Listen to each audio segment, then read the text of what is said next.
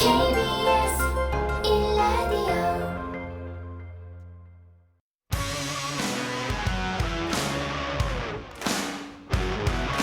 김경래의 최강 시사 여름 특집 식스맨 더불어민주당 김진표 의원과 함께하고 계십니다.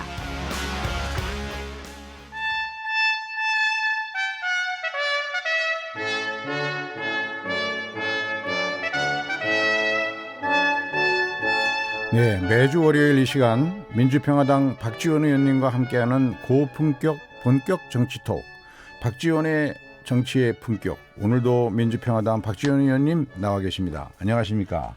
이렇게 만나니까 반갑습니다. 네. 예. 우선 박 의원님께서는 어제 있었던 일본 참여연 선거 결과 어떻게 보셨습니까? 당장 우리 일본의 한국 수출 규제에 대해서 어떤 변화를 만들까요? 이번 선거 결과를 보면은 뭐 일부 언론에서는 전부 아베 승리를 얘기했던데요. 사실 우리 한국의 경제 보복을 하지 않았다고 하면은 굉장히 어려웠을 선거다. 그리고 지금 현재 중참위원 개헌선을 가지고 있는데 참위원회에서 개헌선 내석 부족한 것은 내석 부족하다죠. 지금 우리 언론이 평가하듯 승리라고 저는 생각하지 않습니다. 그렇기 때문에 정치적으로 아베가 활용은 했지만은 만족스러운 결과는 아니다. 그리고 일본 국민들도 역시 판단력을 가지고 있다. 네. 이렇게 생각합니다. 문제는 이제 아베가 이번 선거 과정에서도 이제 사임해라고만 하는 시위대가 계속 따라다녔다 그러더라고요. 그런데 아베가 지난번 3선 할 때도 굉장히 힘들게 연임이 됐는데 이번 선거 결과를 가지고 4선 연임에 도전할 수 있을까요? 도전한다고 봅니다. 왜냐하면은 그 아베 수상하고 함께 당선자에게 꽃을 붙이는 분이 니카이 간사장이에요. 네. 저하고 좀 관계가 깊은데 그분이 지난 3선 소위 니카이파에서 완전히 지지해가지고 3선이 됐기 때문에 아베 정권의 개국 공신이죠. 그랬었죠. 그런데 그분이 상당히 아베를 지지하는 것 같아요. 그렇다면 이제 좋은 쪽의 변화도 예측할 수 있는 것이 니카이가 자민당 내의 대표적인 친한파. 그렇죠. 우리 친박지원파. 그건 아니고. 네. 그래서 친박하면 친박근혜를 오해합니다. 그래서 좀 기대해 볼 수 있는데요. 지난 이제 문재인 대통령 외 여야 5당 대표 회동이 있지 않았습니까? 그때 정의당의 심상정 대표가 만일 일본이 우리를 화이트리스트에서 제외하면 결국 한국을 안보 파트너로 신뢰할 수 있는 우방으로 보지 않는다는 뜻인데 그러면 우리가 그 지소미아 군사정보보호협정 폐기해야 되는 거 아니냐 이 문제를 제기했고 정동영 의원도 마찬가지고 그랬었죠. 또 청와대에서 뒤이어서 그 모든 옵션이 가능하다 뭐 이런 식으로 해서 검토하는 것 같은 이제 인상을 주고 있는데 이 문제에 대해서는 어떻게 생각하십니까? 지소미아는 사실 처음 그러니까 민주당 네. 우리가 함께 야당할 때 반대를 했어요. 그렇지만 지금 어떻게 됐든 이 한미일 특히 한일 정보 교환 협정으로서 필요한 거죠. 네. 그렇기 때문에 지소미아가 거론되니까 미국에서 움직일 수밖에 없고 그 지소미아는 바로 한미일 안보 문제로 연결되기 때문에 볼튼 안보보좌관도 일본과 한국을 방문하고 또 트럼프 대통령도 만약 한일 양국에서 다 중재를 요청하면 나서겠다라고 하는 것은 그 문제가 굉장히 클 거예요. 그래서 우리 정부로서는 충분히 활용할 만한 카드다. 좋은 카드를 내밀었다 이렇게 봅니다. 그런 점에서 보면 지난번 5당 대표 공동 발표문인가요? 거기서 그 문제를 조금 더 압박용으로 더 암시를 해줬을 필요가 있다 하는 의견들이 있던데 그 5당 대표 합의문은 박 의원님은 어떻게 보셨습니까? 저는 그 황교안 대표가 늘 헛발질을 하다가 사실 대일 문제에 대해서는 초당적으로 협력하겠다. 5+1 즉 5당 대통령 면담도 좋다. 이렇게 해서 이루어졌기 때문에 굉장히 잘했는데 저는 이 대일 문제에 대해서는 사실 좀 정치권에서 강하게 대처할 필요가 있었다. 그렇기 때문에 지금 회담 끝나고도 황교안 대표가 하시는 말씀이나 그 회담 당시에 그렇게 한 것은 좀 잘못됐다. 그러니까요. 좀 미숙했다 이렇게 네, 봅니다. 지금 이제 그 한국에서 일어나는 일본 물품 불매 운동이라든가 일본 여행 취소 운동 같은 것이 들불처럼 번지고 있는데 이런 상황에서 역시 협상의 당사자인 정부나 여당은 말을 조심할 수밖에 없고 그런 점에서는 이제 또 조국 수석 이야기도 뭐 거론되는 것 같아요. 그러나 이럴 때 야당이 보수든 진보든 가리지 말고 국민의 눈높이에 맞춰서 일본이 분명하게 잘못된 규제에 대해서는 강하게 대응을 해줘야 되는데 그게 바로 못한 게 민주당 책임이에요. 뭐 못했나요? 뭐 민주당에서? 아니 집권 여당에서 야당과 함께 네, 공격수 정치권에서 공격수 역할을 해줘야 된다고요. 그렇습니다. 그러니까 저는 황교안 대표도 참 세 번째 홈런을 칠 수 있는 기회를 놓치고 있고 또 추경도 하지 않겠다 하는 것도 잘못하고 있다. 이런 때는 일치 단결해서 여야 가릴 것 없이 일본이나 민생 경제 문제에 대처를 해줬으면 좋았을 건데 민주당이 안 하는 거예요. 민주당이 잘못하고 있어. 그러니까 이게 야당과 이제 함께 고민은 저 추경 처리 관련해서 잘 아시는 것처럼 전경두 국방부 장관 해임 건의안 표결과 연계하자는 게 자유한국당이나 바른미래당의 입장이고요. 그게 잘못됐다는 거예요. 저도 그 목선 어선 귀순 사건인데 제가 맨 먼저 정의용 안보실장, 정경두 장관 물러가야 된다. 네. 안보에 어떻게 허점이 있느냐라고 했지만은 지금 일본과 사실상 우리도 경제 전쟁 중이란 말이에요. 전쟁 중에 장수를 바꿔서는 안 됩니다. 그렇죠. 지금 지소미 또 여러 가지 경제 문제. 그렇기 때문에 저는 이러한 문제가 해결될 때까지는 일치 단결해서 정경두 장관에게도 강경화 장관에게도 힘을 실어주고 정부에 힘을 실어주고 단결해서 해결된 다음에 또 문재인 대통령께서도 개각을 한다니까 여기에 포함시켜달라 이런 얘기를 해결된 후에 할 수는 있지만은 지금 전쟁 중에 이거 하면은 우리가 잘 아시다시피 국회에서 청문회도 어쩌다 2달, 3달 장관 공백이 돼요. 그렇죠. 그래서 저는 한국당, 바른미래당이 국정을 위해서 지혜롭지 못하다. 저렇게 해서는 경제도 안보도 자기들도 망친다. 저는 그렇게 봅니다. 그 이인영 대표가 어저께 기자회견하면서 재미있는 그 추경과 관한 비유를 했더라고요. 배가 고픈 친구가 자기 친구 보고 빵을 좀 달라 그랬더니 요 심부름하고 오면 준다. 그래서 심부름했더니 또 시키고 이렇게 3번을 조건을 바꿔가면서 심부름을 했던데 이제는 주겠지 하고 갔더니 가서 네 동생 왼쪽 뺨을 때리고 와라. 그러면 주겠다. 이런 꼴 아니냐.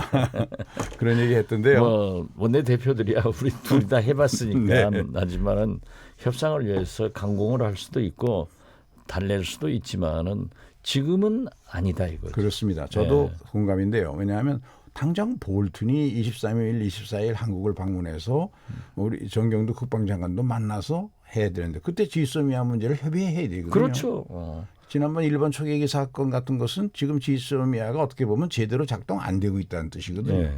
그런 점에서는 야당도 이 국가 경영에 큰 틀에서는 참여하고 그러면 아마 외교안보 라인 교체나 이런 여러 가지 과정을 통해서 정치적 과정을 통해서 서로 협조될 수 있지 않을까 그런 생각되는데요.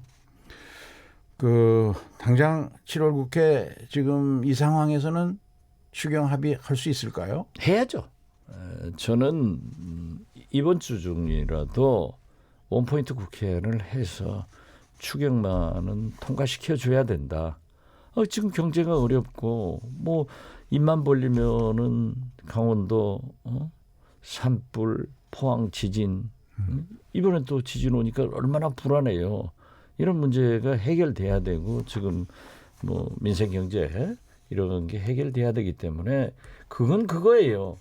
도와줄 건 도와주고 또 이런 때는 한꺼번에 뭉쳐서 일본을 향해서 정치권에서 싸워주고 오히려 대통령이나 정부는 뒤에서 협상 또는 전략을 강구해야 된다. 그런 의미에서 저도 이 강경화 외교부 장관이 안 보인다라고 언론에서 하는데요. 외교부가 나서서 일본을 공격하고 나면은 다음에 어떻게 협상을 해요? 그렇지 않습니까? 그러니까 대북 문제도 때로는 국방부는 강경하게 하지만은 통일부는 늘 열어놓고 있어야 되는 거예요. 그래서 체크앤밸런스가 돼야 되는데 집권해본 분들이 한국당 참 이상해요. 네. 그러니까요. 오히려 그런 것도 성숙한 정치를 할 수 있을 텐데 그런 점에서 늘 보면 우리가 야당할 때보다도 더 협조를 안 하는 거 아니냐 그런 생각이 들던데요. 이제 존 볼턴이 23일 방한을 해서 일본 거쳐오네요. 그래가지고 정의영 안보실장 또 그 강경화 장관, 정경두 장관을 차례로 만나는데 이제 우리가 이 볼턴에게 제시해야 할 메시지 어떤 전략으로 가야 된다고 생각하십니까? 우선 지소미 같은 것은 미국에 가장 필요하고 더 필요한 것은 일본입니다. 네.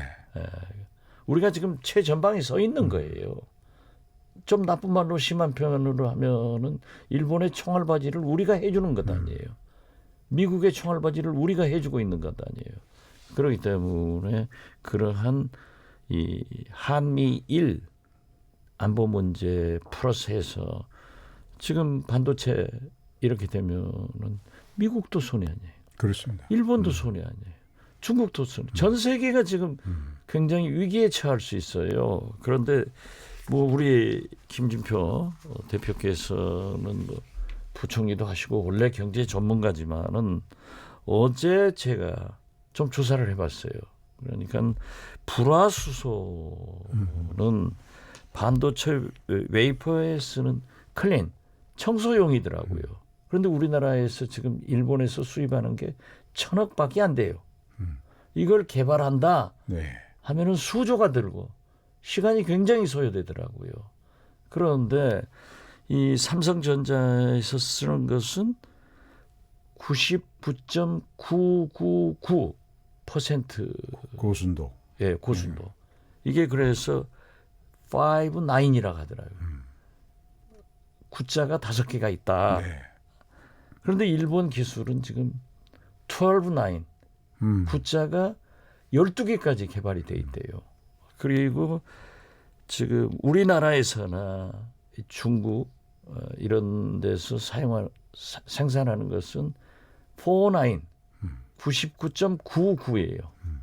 그렇기 때문에 이게 만약 중국이나 뭐 러시아 얘기도 러시아, 나왔어요. 네. 한국 이런 데 걸 쓰면은 실제로 한 55%밖에 안 된대요. 수율이 안 나온다는 예. 거죠. 그러게 되고 우선 그걸 테스트하는데 시간이 많이 걸려요. 그래서 화학물질은 돈을 쏟아붓는 것이 문제가 아니라 시간이 필요하다는 거예요. 그렇습니다. 그래서 일본의 이 불화수소 같은 것을 생산하는 세 가지 화학물질을 생산하는 이런 공장들은 중소기업으로 다 100년이 넘었더라고요. 그래서 이제 좀 지나간 일이지만 아쉬운 것은 대개 이런 경우 아주 필수 불가결한 소수의 소재라든가 이런 기술을 개발하는 기업들에 대해서는 삼성전자가 한 100여 개의 외국 그 기술 벤처들에 대해서 이미 매입하고 투자를 했거든요. M&A를 통해서. 그래서 사실은 이런 경우에 미리미리 일본 기업에 대해서 지분 투자라도 좀 해놨더라면 필요하면 인사발령을 좀 내서라도 그런 엔지니어들을 왜 우리가 개발하는데 시간이 어려우냐 하면 인사발령을 내서 그 핵심 석박사급 엔지니어를 그 그룹으로 우리가 데려다가 공장을 가동할 수가 없어서 그렇거든요. 그런 점에서 우리 금융이 제 역할을 못한다. M&A를 하는 다양한 모험 자본이 있으면 그걸 이용해서 일본 꼭 필수 불가결한 그런 품목을 생산하는 일본 중소기업에는 자본 참여를 좀 했어야 되는데. 네.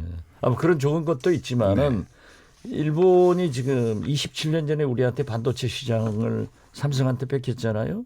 또 SK 하이닉스. 그런데 지금 일본의 불화소 기술은 구자가 12개까지. 그러니까요. 12-9. 그런데 이게 바로 AI의 반도체로 사용된다는 거예요. 그러니까 이걸 규제를 해야 일본이 AI 반도체 시장은 갖는다. 이걸 계산하고 금년 1월부터 이미 고시를 했답니다. 그런데 우리 김대중 대통령 모시고 일할 때 아야타 국제민간항공기구 그 공무원 오니까는 건설교통부 공무원들이 그냥 민간기구다 하고 집어넣어버렸는데 나중에 큰 문제가 됐잖아요. 그랬었죠.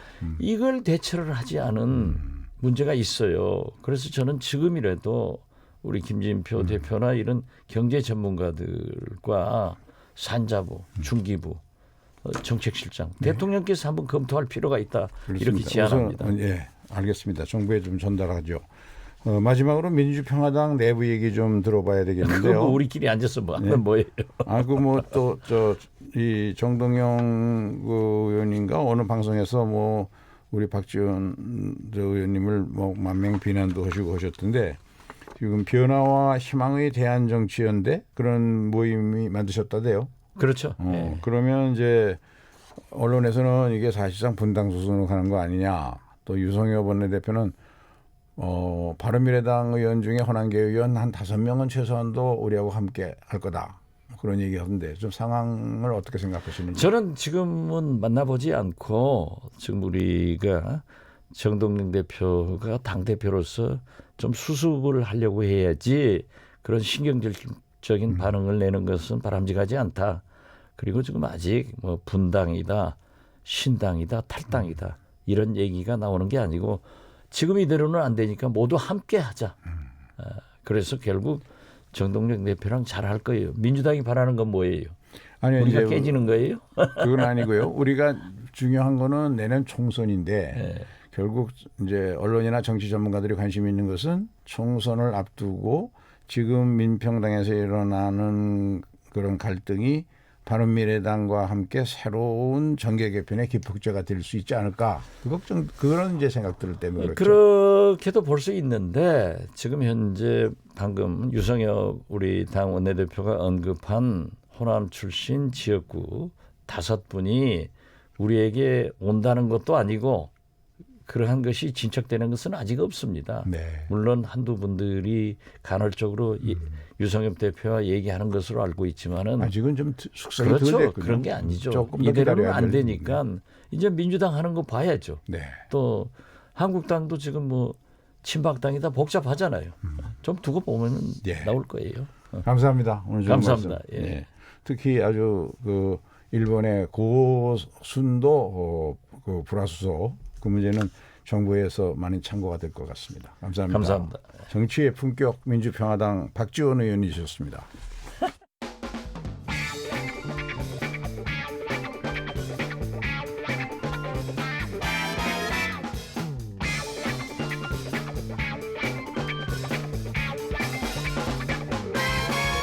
윤태곤의 눈. 뉴스의 이면과 행간까지 꿰뚫어보는 윤태곤의 눈. 의제와 전략그룹 더모의 윤태곤 정치분석실장 나오셨습니다. 안녕하십니까? 안녕하세요. 네, 반갑습니다. 어서 오십시오. 예. 지난주도 여러모로 숨가쁜 한 주였는데요. 이번 주 역시 관련 일정이 참 촘촘하네요. 특히 일본과 관련해서 여러 가지 많죠? 그렇습니다. 앞에 이제 박지원 의원하고도 이야기 나누신 거 제가 잘 들었는데요. 지난주 돌이켜 보면은 자 여야 당 대표하고 우리 문 대통령 청와대 회동이 있었죠. 또 일본이 뭐 일방적으로 제시했지만은 한일 중재위 구성을 하자라고 한 시안이 있었고 우리 정부는 이 시안 인정하지 않는다 이렇게 밝혔습니다. 그리고 방금 전에 이제 결과가 나온 일본 참의원 선거. 사실은 평소에 일본 참의원 선거하면 우리 일반 국민들은 별로 관심이 없지 않습니까? 근데 이제 이번에는 이제 달랐죠. 지난주부터 이번 주까지는 일정이 쭉 이어지는 건데 오늘부터 보면은 오후 2시에 청와대에서 문 대통령이 수석 보좌관 회의를 주재합니다. 지난주에도 15일 수석 보좌관 회의에서 대일 메시지의 수위를 한층 높였거든요. 예, 좀 아주 수위가 높아졌죠. 그렇죠. 오늘 같은 경우에는 이걸 보셔야 될 것 같아요. 일본 아베 총리가 일본 아사히 TV의 개표 방송에 출연해서 아사히 TV면은 상당히 진보적인 언론이기 때문에 아베로선 껄끄러운 이제 매체인데 이런 이야기를 했습니다. 선거 결과 나온 국면이었는데 한국이 답을 가지고 와야 된다. 한일 이제 협정 65년에 한일 협정에 대한 것을 이제 무너뜨리려고 하는지 이게 우리가 우려된다. 한국이 답을 가져와야 된다고 했는데 이런 거겠죠. 일본 입장에서는 한일 협정에서 보상이고 배상이고 다 끝났는데 왜 이걸 다 꺼내냐. 이게 무너뜨리려고 하는 거다인데 우리 입장에 근거하지 않습니까? 한일 협정이라는 게 대전제가 무엇이냐. 뭐 과거사라든지 역사에 대해서는 그간에 한일 양국이 이제 충돌이 있었지만은 경제나 안보 같은 경우에서는 그 칸막이를 쳐놨지 않습니까? 근데 이 칸막이를 무너뜨리는 게 일본이다라는 게 우리 기본적 입장 아니겠어요? 아마 문 대통령께서 오늘 아베 총리의 이런 발언에 대해 가지고 뭔가 좀 애둘러서라도 답이 있을지 이게 이제 보이는 것이고 그리고 내일은 자 그리고 또 아베가 그런 얘기를 했대요. 한국에서 먼저 답을 가져와야 그렇죠. 된다. 네. 근데 사실은 우리가 1+1을 가져갔거든요. 네. 근데 제가 이 문제로다가 친한파의 대표라고 알려지는 니카이파의 가와무라 의원이라든가 이런 사람을 만나본 적이 있어요. 최근에. 네. 근데 그 사람들이 잘못 알고 있는 게 우리가 제안한 1+1이 검토도 안 해보고 1시간 만에 그냥 그렇죠. 거절을 일본 했죠. 바로 거절을 했죠. 근데 그 1+1의 일본 측 기업에 대해서 우리가 강제로 집행한다는 그런 전제를 갖고 있어요. 그게 네. 아니라 우리는 1+1이 강제 집행하면 양국 관계에 균열이 생기니까 자발적으로 기부로 예. 하는데 양쪽 정부나 정치인들이 약간의 영향력만 가하면 되지 않느냐. 모금 운동을 한다든가 네. 뭐 이런 것도 있으니까. 그래서 오늘 혹시 대통령께서 그것을 암시하는 어떤 새로운 제안의 내용을 말씀하실 가능성은 없을까요?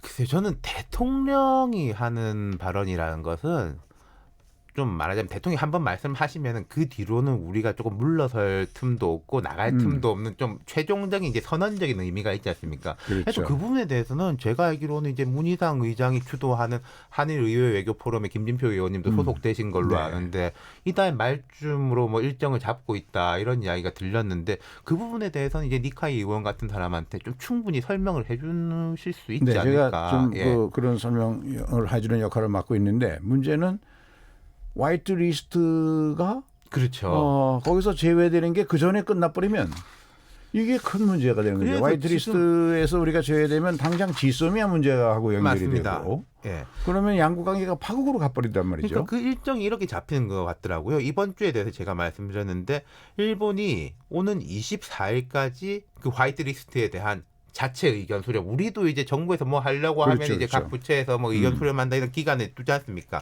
공람 기간을. 그래서 거기로부터 21일이 경과한 날에 시행 여부를 밝힌다 이런 계획인가 봐요. 청와대는 이 발표 시점을 한 7월 31일, 8월 1일 그 정도로 보고 있는 것 같은데 그 이전에 우리 좀 의회 외교를 통해서 일본이 만약에 31일 1일에 안 하고 조금 늦춘다면 뭔가 이제 돌파가 생길 수도 있는 것이고 그럼에도 불구하고 한 2, 3일 있다 이거 발표해 버리면은 정말 장기적으로 갈 그래서 가능성이 저는 높겠죠. 볼튼이 23일, 24일 그렇죠. 우리나라 방문해서 주요 인사들 만나지 않습니까? 그것과 연계해서 왜냐하면 지소미아의 통보 시한이 이제 중단 통보 시한이 8월 24일까지인가 그렇거든요. 맞습니다. 그렇다면 조금 화이트리스트 자체를 좀 결정을 늦추도록 하는 외교적 노력 네. 이게 필요하지 않을까 싶습니다. 그러니까 그렇죠. 지금 말씀하신 대로 우리가 당장에 뭔가 진척은 못하더라도 악화되는 거는 막는 것만 해도 그렇죠. 상당한 의미 아니겠습니까? 이때 말씀하신 대로 볼튼 보좌관의 방안을 우리가 이른바 이제 레버리지로 활용을 해야 되는데 근데 볼튼 보좌관의 방안에 대해서 지금 이제 보도가 약간 덜 나온 게 하나가 이제 또 중요한 게 있어요. 무슨 말씀이냐면은 그 판문점의 남북미 회동 직후에 그 북미 간 실무 협상 진행하기로 했지 않습니까? 근데 네. 북한에서는 한미 훈련 하면은 실무 협상이고 뭐고 안 한다 이런 건데 우리 한미 입장에서는 전략 자산 그러니까 뭐 핵이라든지 장거리 전폭기를 동원하는 훈련은 좀 제한을 하지만은 통상적인 훈련을 한다. 왜 얼마 전에 북한이 단거리 미사일 쏘았을 때도 그것도 문제 안 삼았죠. 그렇죠. 뭐 미국 대통령도 아니 그건 뭐 항상 하던 건데 왜 문제 삼냐 이런 식이었는데 북한은 왜 우리한테 이러느냐. 그래서 지금 오늘 아침 보도를 보면은 그 동맹이란 단어를 빼고 그냥 한미 훈련 이런 식으로 좀 조정하는 방안 같은 게 아이디어로 나오고 있는 모양이더라고요. 그것보다는 실체가 중요한 거 아닐까요? 근데 지금 예를 들어서 이 훈련이라는 것의 실체가 우리가 이제 전작권을 가지고 오는 여기에 대한 연습이기 때문에 이건 미국도 미국인데 도상 연습이라면 예, 우리 입장에서는 안 할 수가 없는 거거든요. 이런 부분에 대한 이제 협의도 진행이 되겠죠. 예. 그것도 또 중요한 변수네요. 그 이제 이것과 관련해서 그 이제 화이트리스트 자체를 어떻게든지 연장해놓고 양국이 협의를 하게 해야 한다. 왜냐하면 제가 그 니카이파의 그 중심 인물 중에 하나인 가와무라 한일연맹 간사장 보고 그 얘기했는데요. 모든 외교적인 갈등을 해결하는 해법의 첫 번째 원칙은 스테이터스 코다. 현상을 일단 유지시켜야 된다. 그렇죠. 더 악화되면 대화가 불가능하다. 그래서 이번 주부터는 저는 약간의 이제 당정 간의 역할 분담 이건 김진표 의원님한테 오히려 여쭤보고 싶은데 이인영 원내대표의 지난주 발언을 보면 이제는 좀 당에서 세게 나겠다 이런 뉘앙스가 있었는데 내일 또 청와대에서 대통령하고 이제 원내대표단의 오찬 회동이 있지 않습니까? 100% 공개되지는 않겠지만은 아마도 앞으로 일정에서 역할 분담을 좀 어떻게 가져갈 것이냐. 그렇습니다. 그러면 이제 당이 조금 세게 그러면 이제 청와대는 조금 더 신중하게 뭐 이런 식의 조정 같은 게 이루어지는 이번 주에 청와대와 있죠. 정부는 좀 신중해야 하고 네. 당은 그것보다는 조금 셀 수 있고 네. 그러나 중요한 것은 야당이 보수 진보를 가리지 말고 일본의 이 문제는 지금 비유를 하자면 말도 안 되는 이유로 우리나라에 불을 지른 거거든요. 방어한 거란 네. 말이죠.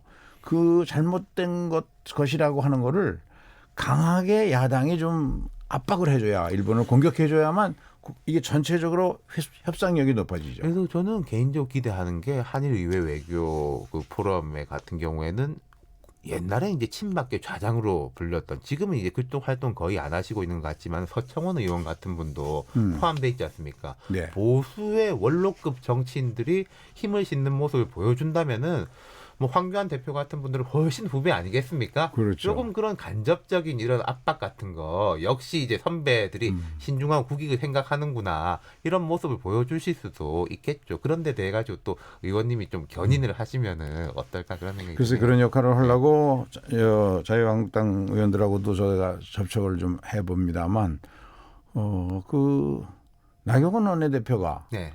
좀 귀가 열렸으면 좋겠는데요. 예.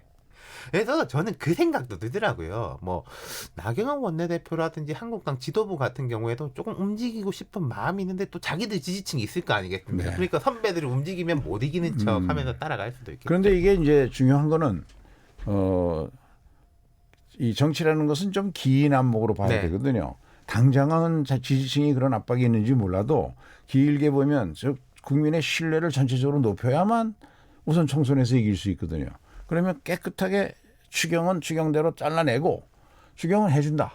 그 대신 추경에서 뭐뭐 뺄 거 있으면 빼라 그러고 일본과 경제보복에 대한 대책 같은 것은 자유한국당의 주장에서 늘리고 그렇죠. 그런 식의 타협을 하고 그러니까 제가 제일 걱정하는 것은 우리나라 정치가 특히 국회가 한 건에다가 모든 걸 다 걸어요. 제가 드리고 싶은 말씀이 그거예요. 저는 우리 정치권에서 연계라는 단어를 좀 뺐으면 좋겠어요. 그러니까요. 아니 이게 추경이 맞으면 맞다, 틀리면 틀리다. 이건 그래서 늘리자, 줄이자 이 말은 맞는 말이지 않습니까? 네. 야당이 할 수 있는 그렇죠. 이야기인데 딴 거 이제 엮어가지고 하는 거. 그럼 뭐 여권도 사실은 과거에 그런 모습을 많이 보였는데 앞으로는 연계라는 단어는 좀. 그렇습니다. 그래서 좀 답답한데요. 네. 하여간 오늘 감사합니다. 감사합니다. 네, 재밌었습니다. 윤태곤의 눈이었습니다.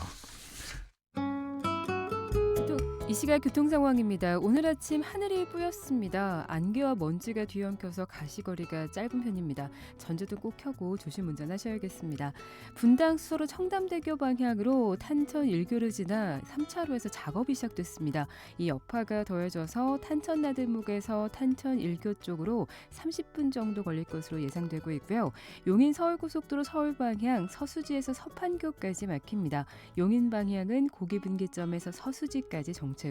경부고속도로 서울 방향 기흥에서 수원까지나 판교에서 속도가 떨어지고요. 다시 금토분기점에서 반포까지 밀리고 있습니다. 부산 방향은 한남에서 서초까지, 죽전에서 수원까지 막힙니다. KBS 교통정보센터에서 이승미였습니다.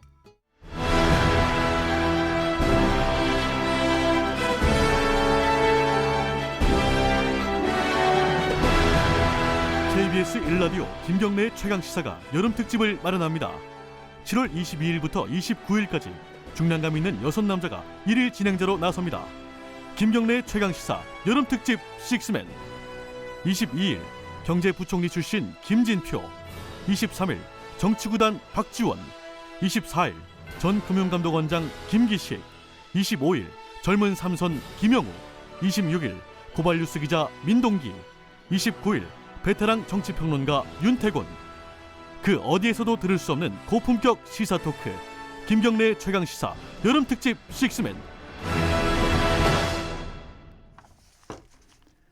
네, 문재인 정부가 경제정책을 대기업 위주에서 중소기업 위주로 바꾸겠다 이렇게 공언하면서 중소기업청을 격상시켜서 중소벤처기업부가 탄생한 지 2년이 지났습니다. 신임 박영선 장관 취임한 지는 100여일 됐습니다만 실제 중소기업 현장에서는 중기부가 생겼지만 크게 달라진 게 없다 이런 소리도 나오더라고요. 문재인 정부의 중소벤처기업 정책이 어디로 가고 있는지, 또 추가 규제 예고와 함께 장기화 조짐을 보일 수 있는 일본 경제보복에 대한 중기부의 대책은 무엇인지 오늘은 중소벤처기업부 박영선 장관과 전화로 이야기 나눠보도록 하겠습니다. 박영선 장관님 안녕하셨어요? 네, 안녕하세요. 예, 지난주로 벌써 취임 100일이 되셨네요. 네, 그렇습니다. 네. 네. 그 앞서 제가 잠깐 언급한 것처럼 제가 저 중소기업 중앙회에 가서 기업자 대표들 몇 사람 얘기했더니 중소벤처기업부가 문재인 정부의 상징인데 예. 다 과거에 어떤 정부도 공약만 해놓고 실체시킨 적이 없잖아요. 그렇습니다. 그런데 예. 이게 기대를 많이 걸었는데 지난 2년간 별로 달라진 게 없다 이런 분들도 있더라고요.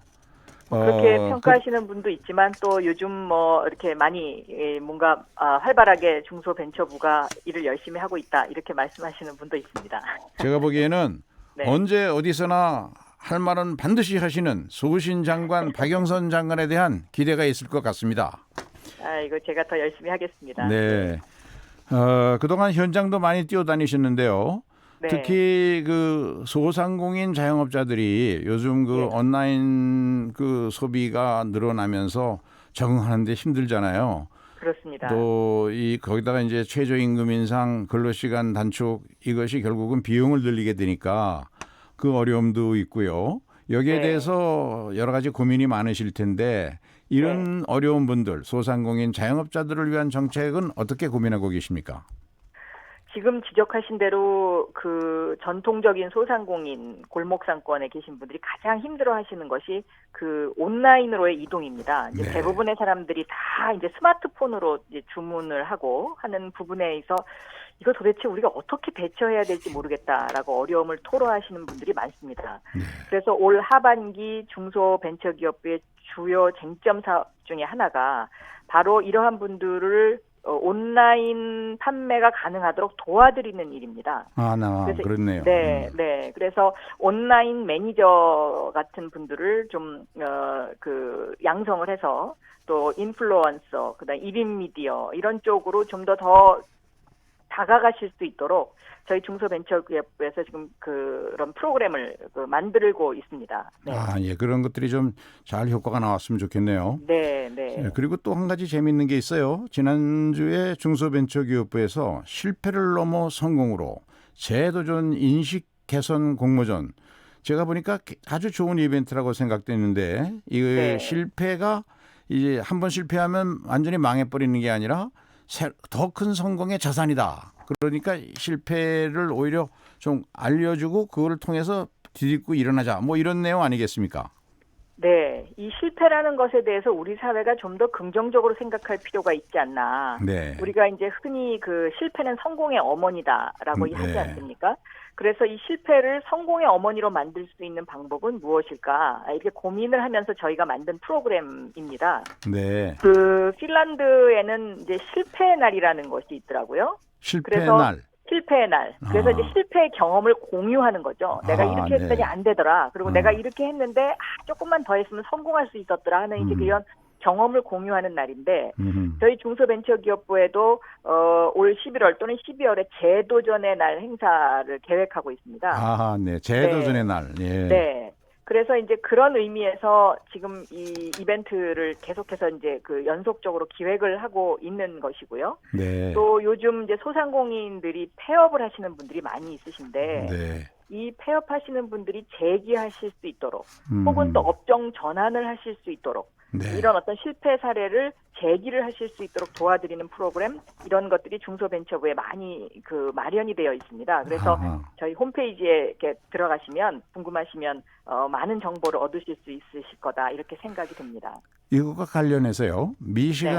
미국 미시간주의 앤아버라는 도시에 보면 예, 실패 박물관이 있는데 이 네네. 실패 박물관이 예를 들면 뭐 스탠퍼드나 하버드 대학교 MBA 과정에서 필수로 갔다 와서 보고서를 쓰게 만든다 그러더라고요. 네, 네. 그래서 우리나라에 지금 말씀하신 전업을 희망하는 자영업자라든지 또는 기술 벤처 창업을 희망하는 사람들 이런 사람들에게는 아주 좋은 곳이 될 텐데 이런 박물관을 상공회의소나 왜냐하면 대기업, 중소기업 다 실패할 수 있으니까요. 이런데 정부가 조금 지원해서 만들 수 없을까요?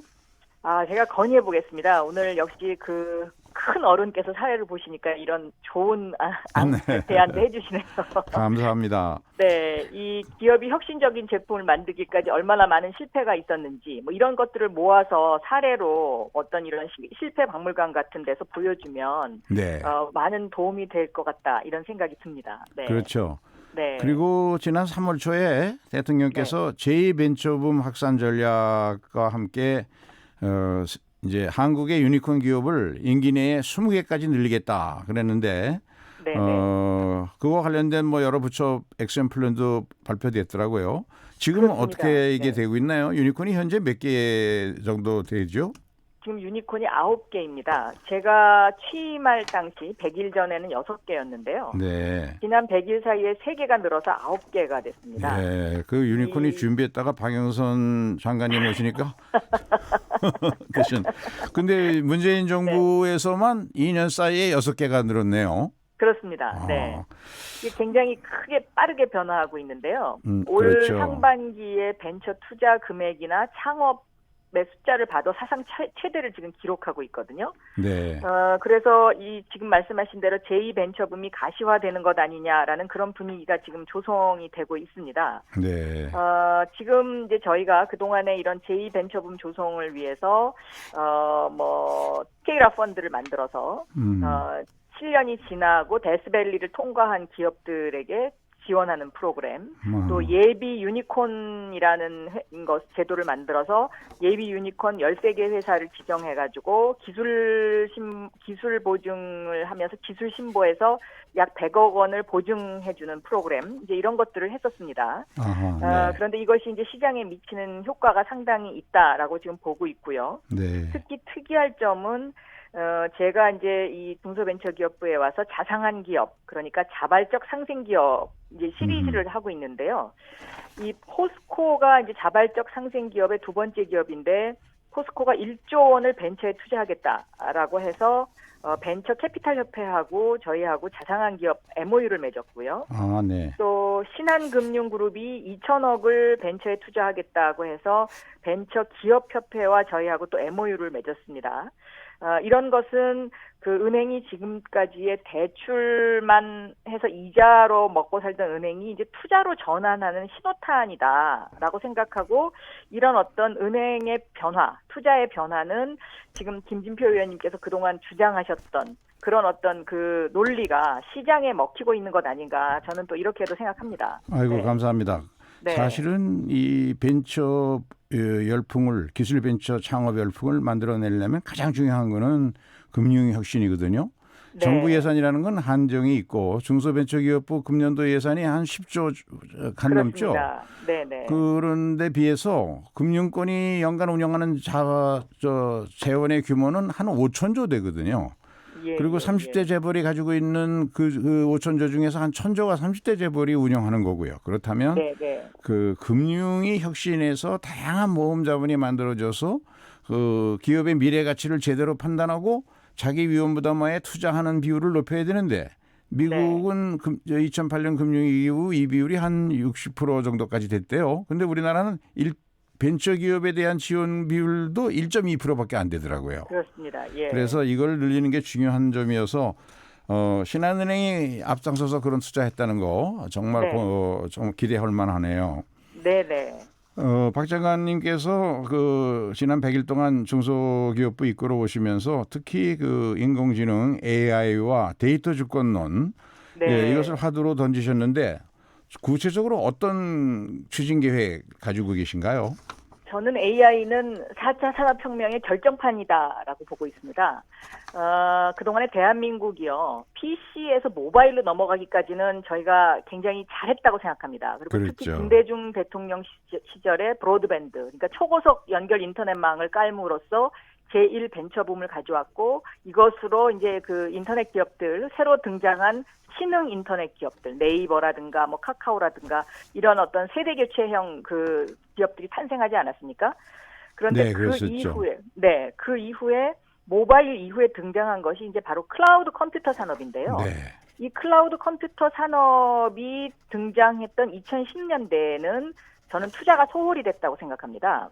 그래서 이 그랬었죠. 문제가 지금까지 우리의 어떤 그 여러 가지 발목을 잡고 있는 부분도 있는데 다행히 이번에 저희가 5G를 상용화했기 때문에 이 5G 기술을 가지고 있는 나라로서 클라우드 컴퓨터와 AI 기능을 접목시키는 이 투자를 지금 하게 되면 그동안 저희가 놓쳤던 것을 다시 그 만회할 수 있는 기회가 될 것이다.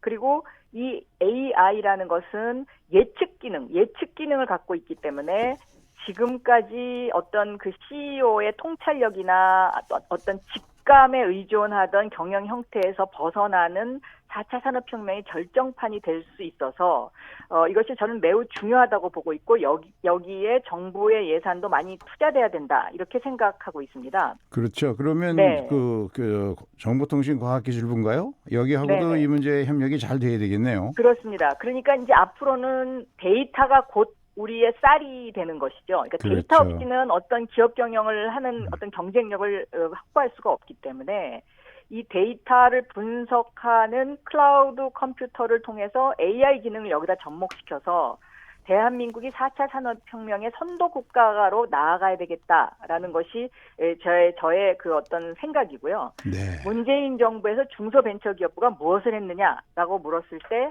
4차 산업혁명의 중소벤처기업을 위한 기반을 깔았다. 그 기반이 뭐냐? 그것은 곧 데이터 센터와 AI이다. 이렇게 대답하고 싶습니다. 네. 우리 네. 박 장관님이 지역구의 그 구로 지역에 새로운 기술 벤처나 이런 데이터 산업 하는 중소기업이 많이 있었던 걸로 제가 기억하는데 그래서 좀 기대를 많이 해봅니다. 그런데 문제는 이 걱정하시는 분들이 데이터나 인공지능을 연결한 미래 공장이 자꾸 늘어나면 그러면 일자리가 생산짓던 기존 일자리가 줄어들 수밖에 없는 거 아니냐. 이 일자리 문제 어떻게 풀 거냐. 이런 고민들도 하던데요. 그런 걱정을 했었죠. 저희도 처음에. 네. 그런데 실질적으로 스마트 공장을 지금 스마트 공장이 약 8,000개 이상이 보급돼 있는데요. 여기를 대상으로 조사를 해보니까 생산성이 약 30% 정도 향상이 돼서 오히려 고용을 평균 3명 정도 더 늘린 것으로 이렇게 나타나고 있습니다. 그러니까 우리가 우려했던 부분이 다른 부분에서 해결되고 있는 거죠. 생산성 향상이라는 것을 통해서.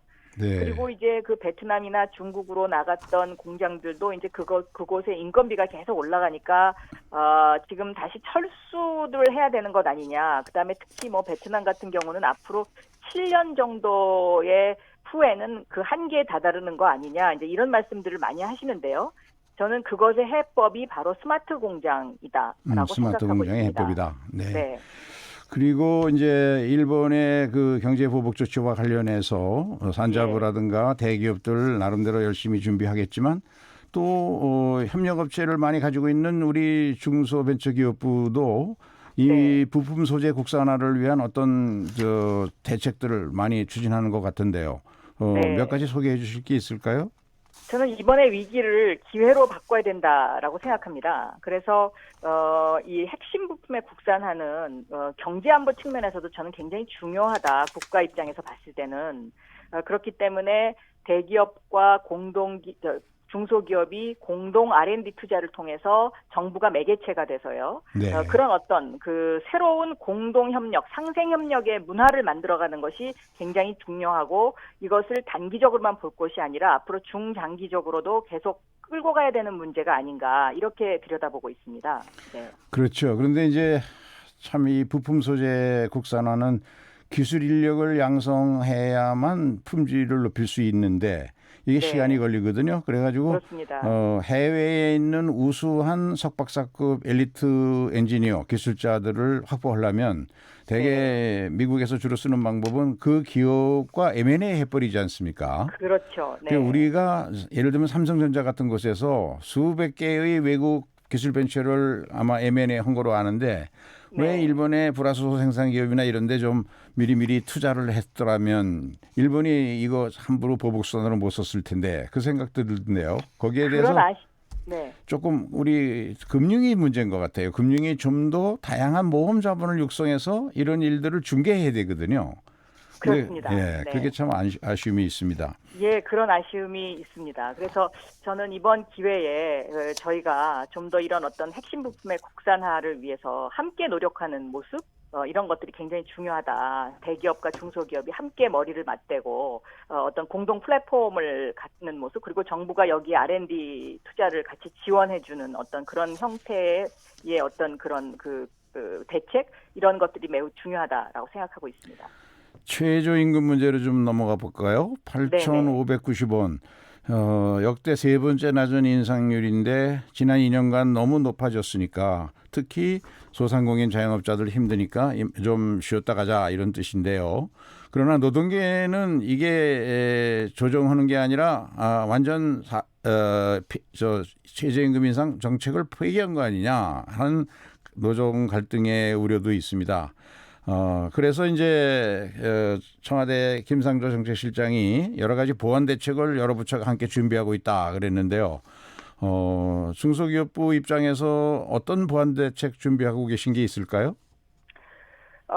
저희는 이번에 그 최저임금 결정에 저희 중소기업과 소상공인의 어떤 의견이 이제 처음으로 반영이 돼서 결정된 그런 최저임금입니다. 그래서 만족스럽지는 않지만 그래도 좀 합리적인 선에서 이것이 결정나지 않았나 이렇게 생각하고요. 이 지금 노동계에서 제기하고 있는 보완 대책 문제 같은 것은 일자리 안정자금이라든가 또 여러 가지 그 저희 중소벤처기업부가 이런 어떤 그 소득과 관련된 부분에 있어서 좀 더 보강할 수 있는 방법들을 지금 현재 찾고 있습니다. 네, 근로장려세제를 많이들 기대하고 있는 것 같아요. 이게 국세청에서 네. 좀 잘 집행됐으면 좋겠는데요. 금년 그렇습니다. 9월부터 확대되죠? 그렇습니다. 이게 실질적으로 EITC 문제가 그 작년부터 준비가 됐었는데 아직까지 시행은 안 되고 있었거든요. 그래서 9월부터 이 근로장려세제 이 부분이 좀 더 확대되고 실질적으로 이것이 지급이 되기 시작하면 지금 말씀하신 그런 부분을 좀 더 보완할 수 있을 것으로 그렇게 기대하고 있습니다. 네, 그리고 이제 일본의 규제와 관련해서 불화수소 문제를 국내에서도 생산할 수 있다. 그런 얘기 있었죠. 그래 저 장관님께서도 네, 말씀하셨는데 네, 거기에 네, 대해서 어느 기업 회장인가 그 품질이 문제다 그랬는데 이 네, 품질을 극복할 수 있는 그런 방법 박 장관님 뭐 아이디어 있으신 것 같던데요. 저는 이 문제는요, 닭이 먼저냐, 달걀이 먼저냐의 문제인 것 같습니다. 그러니까 모든 것에는 축적의 시간이 필요하지 않습니까? 첫 술에 배부를 수는 없고요. 네. 그래서 이제 제가 그 얘기하는 포인트는 오래전부터 함께 이것을 좀 극복하기 위해서 노력했으면 지금 이런 어떤 우리가 그 일본의 이런 공격을 좀 가볍게 넘어갈 수 있지 않았을까 하는 생각이고요. 지금 얘기한 이 불화수소라든가 폴리이미드라든가 뭐 여러 감광액이라든가 하는 이런 주요 핵심 부품들을 앞으로 저희가 대책을 세워서 대기업과 중소기업이 함께 공동 투자를 R&D 투자를 함께 하고 또 그 어떤 그 판로 문제라든가 이런 것들을 정부가 함께 지원해주는 지금 이런 대책을 지금 만들어 가고 있습니다. 네, 여러 가지 네. 좋은 대책 잘 추진됐으면 좋겠습니다. 감사합니다. 네. 박영선 네, 감사합니다. 중소벤처기업부 장관이셨습니다. 유튜브 댓글 소개해드리겠습니다. 아이디 사막왕자님, 김진표 의원님이 진행하신 데서 처음으로 들어왔습니다. 너무 잘하시네요. 감사합니다. 태정태세 비욘세님이 오늘 하루만 하신다니 섭섭해요. 홍희님, 김진표 의원님 덕분에 좋은 프로 알았습니다. AD님이 의원님 선곡 센스도 궁금한데 라고 해주셨는데요. 오늘 제 선곡은 쿨의 해변의 여인입니다. 7월 22일 월요일 KBS 1라디오 김경래의 최강시사 여름특집 식스맨 첫날인 오늘은 저 김진표의 진행으로 들으셨습니다. 저는 금요일 최고의 정치 코너에서 다시 찾아뵙도록 하겠고요. 내일 최강시사 여름특집 식스맨의 진행은 민주평화당 정치구단 박지원 의원입니다. 쿨의 노래 전해드리면서 저는 이만 물러갑니다.